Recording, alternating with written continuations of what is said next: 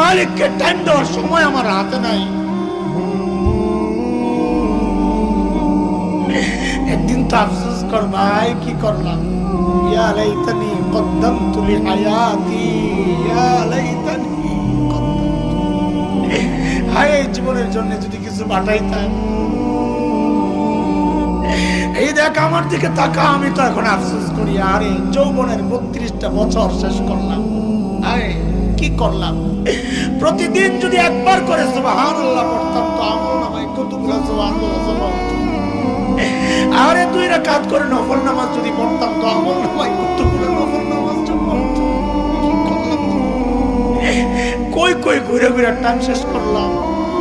এখন তো আফসোস লাগে যখন আয়নায় দেখি দাড়ি ফাইকা সাদা হয়ে গেছে, যখন দেখে চুল সাদা হয়ে গেছে, বুঝি আরে টাইম তো শেষ।